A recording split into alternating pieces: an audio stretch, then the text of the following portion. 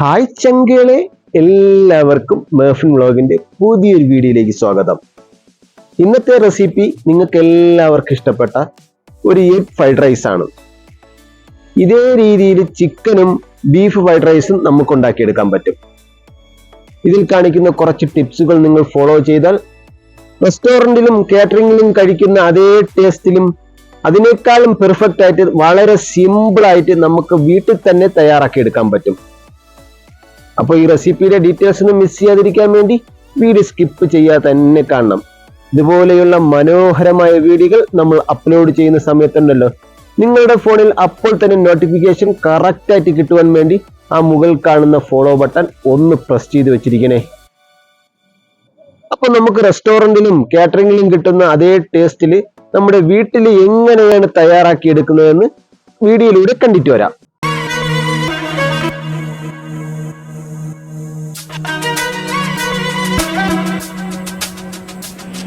Fried rice ഉണ്ടാക്കാൻ വേണ്ടി ഞാനിവിടെ 1/2 കിലോ ബസ്മതി റൈസ് എടുത്തിട്ടുണ്ട്.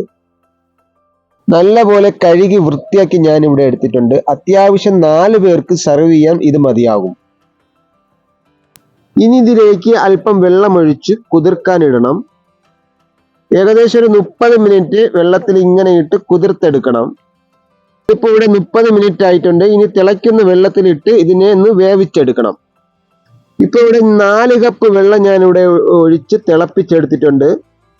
ഇനി നമ്മൾ നേരത്തെ ഊറ്റി വെച്ചിരിക്കുന്ന ബസ്മതി റൈസ് ഇതിലേക്ക് ഇട്ട് കൊടുക്കാം. നന്നായിട്ട് തിളയ്ക്കുന്നത് വരെ തീ ഹൈ ഫ്ലെയിമിൽ വയ്ക്കുക. തിളച്ചു കഴിഞ്ഞാൽ മീഡിയം ഫ്ലെയിമിലേക്ക് തീ മാറ്റുക.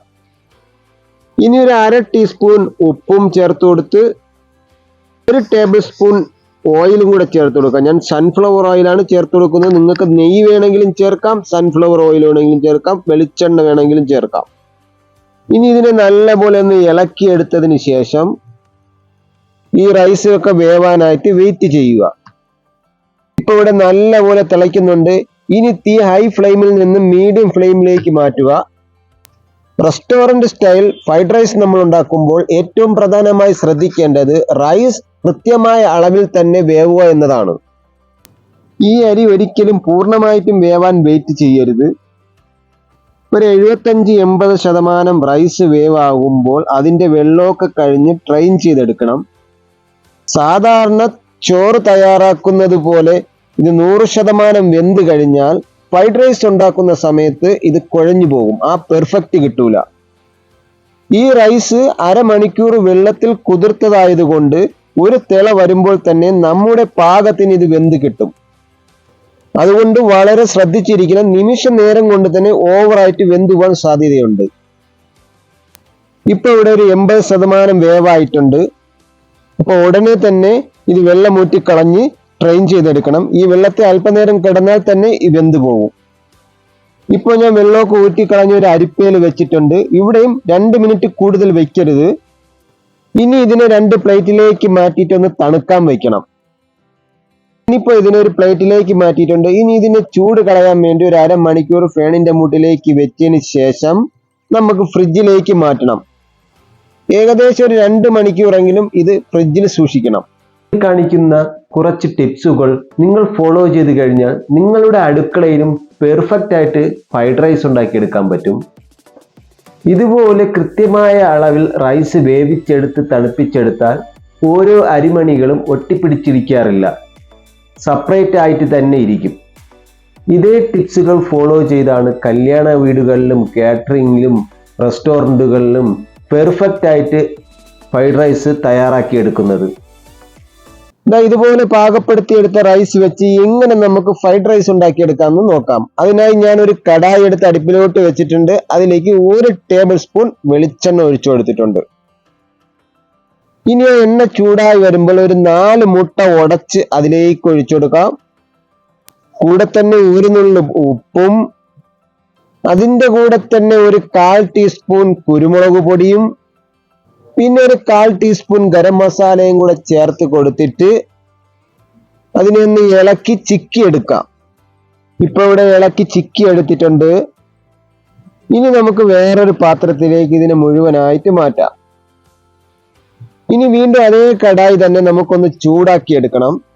അത് അന്ന് അത്യാവശ്യം ഒന്ന് ചൂടായി വരുമ്പോൾ അതിലേക്ക് 1 ടേബിൾ സ്പൂൺ നെയ്യ് ഒഴിച്ചു കൊടുക്കുന്നുണ്ട്. നിങ്ങൾക്ക് സൺഫ്ലവർ ഓയിൽ ആണെങ്കിലും ഒഴിച്ചു കൊടുക്കാം, നെയ്യ് വേണമെങ്കിൽ ഒഴിച്ചു കൊടുക്കാം. ഇതൊരു ചൈനീസ് ഡിഷ് ആയതുകൊണ്ട് ഹൈ ഫ്ലെയിമിൽ നല്ല ചൂടോടെ ഫാസ്റ്റ് ആയിട്ട് വേണം ഇത് കുക്ക് ചെയ്തെടുക്കാൻ.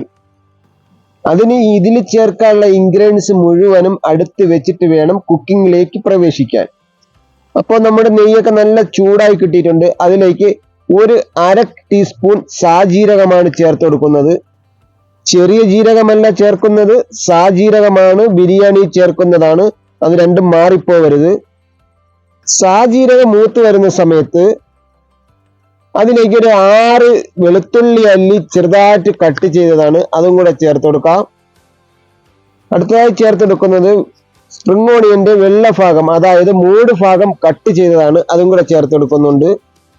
ഇനി ഇതൊക്കെ ഒന്ന് ഇളക്കി എടുത്തതിന് ശേഷം അടുത്തതായി ചേർക്കുന്നത് അത്യാവശ്യം വലിപ്പമുള്ള ഒരു ചെറിയ സവാള കട്ട് ചെയ്തതാണ്, അതും കൂടെ ചേർത്ത് കൊടുത്ത് 1/2 കപ്പ് ക്യാരറ്റ് നീളത്തിനരിഞ്ഞതാണ്, അതും കൂടെ ചേർത്ത് കൊടുത്ത് അടുത്തതായി ചേർക്കുന്നത് ബീൻസ് കട്ട് ചെയ്തതാണ്, 1/2 കപ്പ് ചേർത്ത് കൊടുക്കുന്നുണ്ട്.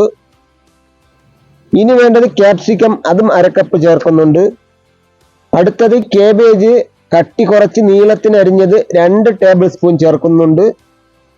ഇനി ഇതിനെല്ലാം ഒന്ന് ഇളക്കിയെടുക്കാം. ഇത് സാധാരണ വേവിക്കും പോലെ ഫുള്ള് വേവിച്ചെടുക്കേണ്ട, ഒന്ന് ജസ്റ്റ് ഒന്ന് വേവിച്ചെടുത്താൽ മാത്രം മതി. നേരത്തെ പറഞ്ഞ പോലെ ചൂട് എപ്പോഴും മാക്സിമത്തിൽ തന്നെ വയ്ക്കണം. 1 മിനിറ്റിന് ശേഷം നമ്മൾ നേരത്തെ റെഡിയാക്കി വെച്ചിരിക്കുന്ന മുട്ട മുഴുവനായിട്ടും ഇതിലേക്ക് ചേർത്ത് കൊടുക്കാം.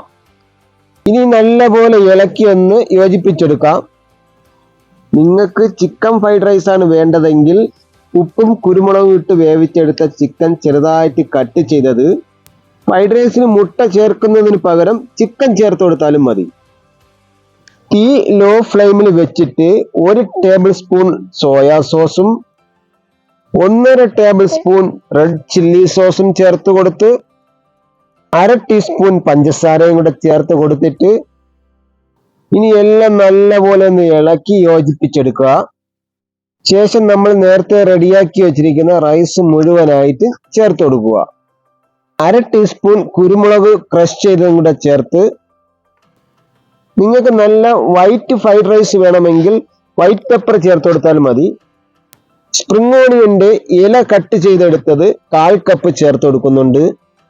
സ്പ്രിംഗ് ഓണിയൻ ഫ്രൈഡ് റൈസിന് നല്ലൊരു ഫ്ലേവർ കൊടുക്കുന്നതാണ്, അതുകൊണ്ട് കഴിവതും അത് ഒഴിവാക്കാതിരിക്കുക. വീണ്ടും തീ മാക്സിമം വെച്ചിട്ട് നന്നായിട്ട് ഇളക്കി മിക്സ് ചെയ്തെടുക്കുക. ഈ മിക്സിങ്ങിലാണ് ഫ്രൈഡ് റൈസിന് റെസ്റ്റോറൻറ്റിൽ കിട്ടുന്ന അതേ ടേസ്റ്റ് കിട്ടുന്നത്. അതുപോലെ തന്നെ റൈസ് പൊടിഞ്ഞു പോവാതിരിക്കാൻ പ്രത്യേകം ശ്രദ്ധിക്കണം. റൈസ് പൊടിഞ്ഞു പോവാതിരിക്കാൻ വേണ്ടി 2 കാര്യമേ ചെയ്യാൻ പറ്റൂ. അതിലൊന്ന് നമ്മൾ റെസ്റ്റോറൻറ്റിൽ ചെയ്യും പോലെ കടായി എടുത്തിട്ട് നമുക്ക് ടോസ്റ്റ് ചെയ്യണം, മുകളിലോട്ടും താഴോട്ടാക്കി കൊടുക്കണം. അല്ലെങ്കിൽ ഇതുപോലെയുള്ള പരന്ന തടി സ്പൂണിൽ മാത്രം ഇളക്കിയെടുക്കുക. സ്റ്റീൽ സ്പൂൺ ഉപയോഗിച്ച് കഴിഞ്ഞാൽ ഈ റൈസ് 2ആയിട്ട് മുറിഞ്ഞു പോകാൻ സാധ്യതയുണ്ട്. ഇതുപോലെയുള്ള തടി സ്പൂൺ ഉപയോഗിച്ച് ഇളക്കിയെടുക്കുക. ഇനി പാകത്തിന് ഉപ്പുണ്ടോ എന്ന് ചെക്ക് ചെയ്ത് നോക്കിയിട്ട് ഉപ്പ് കുറവുണ്ടെങ്കിൽ ചേർത്ത് കൊടുക്കുക. അതുപോലെ തന്നെ ആദ്യമേ ഉപ്പ് നിങ്ങൾ ചേർക്കുമ്പോൾ ശ്രദ്ധിച്ച് ചേർക്കണം. ചില സോസുകൾക്ക് ഉപ്പ് കൂടുതലാണ്, അതുകൊണ്ട് അതനുസരിച്ച് മാത്രം ആദ്യമേ ഉപ്പ് ചേർത്ത് കൊടുക്കുക. ഇനി ഒരല്പം ഗ്രീൻ കടല വേവിച്ചതാണ്, അതും കൂടെ ചേർത്ത് കൊടുക്കാം, ഓപ്ഷനാണ്, വേണമെങ്കിൽ ചേർത്താൽ മതി. എന്നിട്ട് ഒന്നും കൂടെ ഇളക്കി എടുത്ത് എല്ലാ അരിമണികളും ഒരേ കളറിലാവുന്നത് വരെ ഇത് ഇളക്കി മിക്സ് ചെയ്തെടുക്കണം. എവിടെയെങ്കിലും റൈസ് വൈറ്റ് കളറിൽ കിടന്നാൽ അതിനർത്ഥം ഇത് മിക്സ് ചെയ്തെടുത്തത് ശരിയായില്ലെന്നാണ്. ഇനി നിങ്ങൾ ഒരു പ്രത്യേകം ശ്രദ്ധിക്കണം, ഫ്രൈഡ് റൈസ് ഉണ്ടാക്കുമ്പോൾ ഒരു കടായിയുടെ പകുതി മാത്രം റൈസ് ഇട്ട് ഉണ്ടാക്കിയെടുക്കുക. കാരണം എന്ന് പറഞ്ഞാൽ അത് നല്ലപോലെ മിക്സ് ചെയ്തെടുക്കാനും പറ്റില്ല, അതുപോലെ തന്നെ അത് പൊടിഞ്ഞു പോകാനും സാധ്യത ഏറെയാണ്.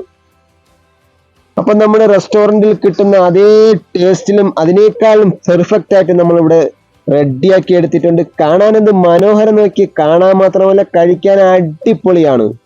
നിങ്ങൾ തീർച്ചയായിട്ടും ഇതൊക്കെ വീട്ടിലൊന്ന് ട്രൈ ചെയ്ത് നോക്കേണ്ടതാണ്. കുഞ്ഞു മക്കൾക്കും മുതിർന്നവർക്കും ഒരുപോലെ ഇഷ്ടപ്പെടുന്ന ഒന്നാണ് ഇത്. അപ്പൊ ഇതിൻ്റെ കൂടെ കഴിക്കണമെങ്കിൽ ചില്ലി ചിക്കനോ ബീഫ് മസാലയോ ഏതെങ്കിലും കൂടെ നമുക്ക് കഴിക്കാം. അപ്പൊ എന്തായാലും ഇന്ന് തന്നെ ഒരു തവണ നിങ്ങൾ വീട്ടിലൊന്ന് ട്രൈ ചെയ്ത് നോക്കിയിട്ട് അതിന്റെ ഫീഡ്ബാക്ക് താഴെ കമന്റ് ബോക്സിൽ അറിയിക്കാൻ മറന്നു പോകരുത്. ഇതുപോലെയുള്ള ടേസ്റ്റിയും ഈസിയുമായ റെസിപ്പികൾ ഇഷ്ടമായാൽ ഒന്ന് ലൈക്ക് അടിച്ചേക്കണേ. നമ്മുടെ ചാനൽ ആദ്യമായിട്ടാണ് കാണുന്നതെങ്കിൽ ഒന്ന് സബ്സ്ക്രൈബ് ചെയ്തൊന്ന് സപ്പോർട്ടും കൂടെ ചെയ്യണേ. ഇതിലും നല്ല കിടുക്കാച്ചി വീഡിയോയുമായി അടുത്ത ദിവസം കണ്ടുമുട്ടുന്നത് വരെ നിങ്ങളുടെ സ്വന്തം മാഫിൻ. Bye bye.